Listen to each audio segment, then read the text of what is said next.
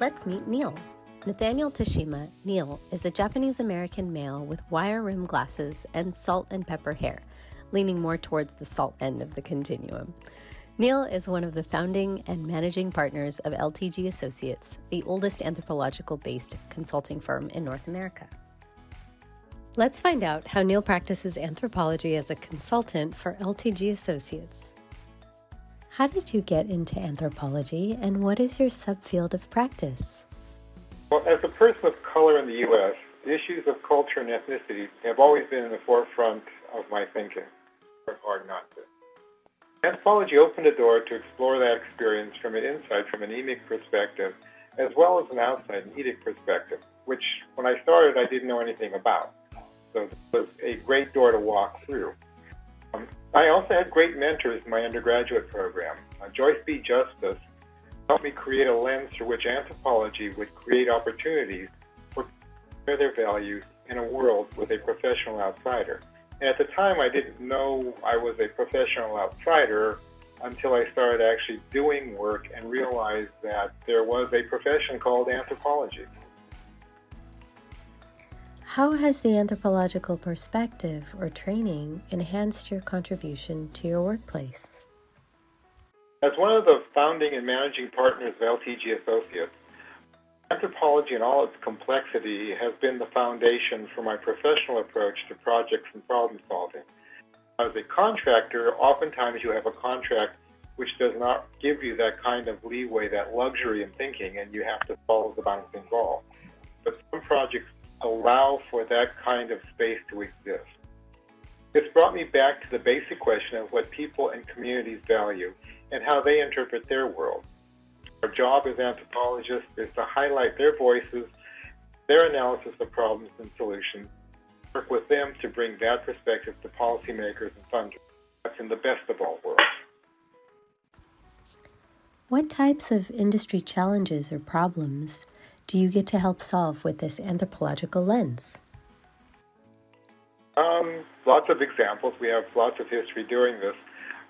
Things have ranged from working with refugee communities to help identify how best they can have agency about services, programs, and moving into an American context, to working in intimate partner violence prevention, working with frontline organizations to help them evaluate their programs and move towards an evidence base for the services that they deliver.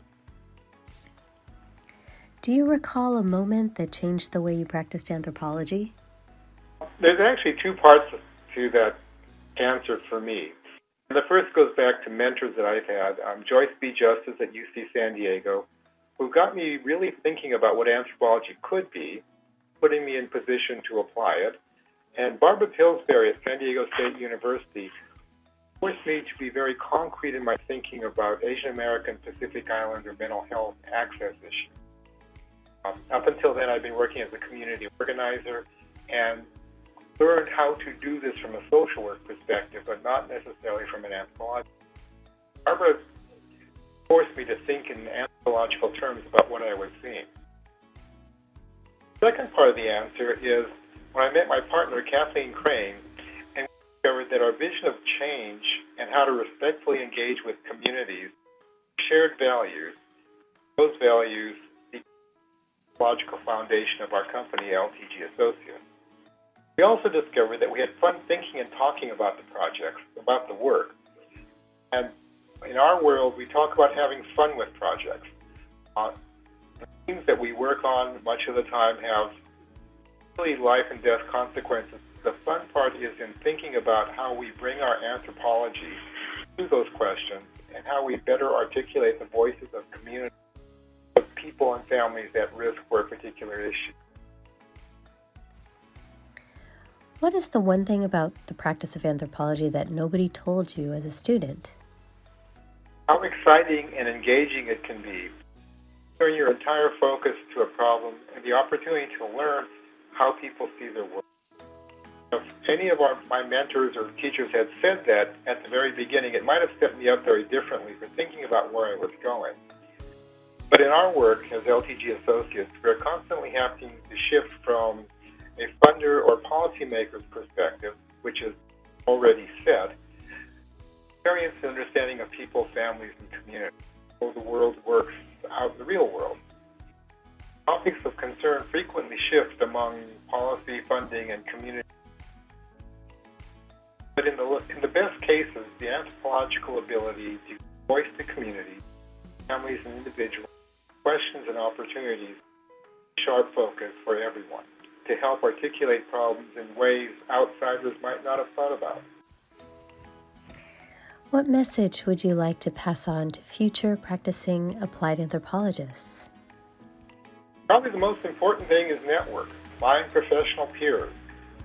Remember who your cohort from graduate school is, but also to get engaged with local practitioner organizations, alumni associations of graduate students.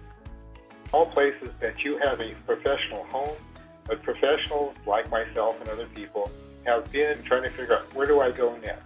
How do I make that next step? Professional networks are the groups that will help you have a home, a professional home to come to.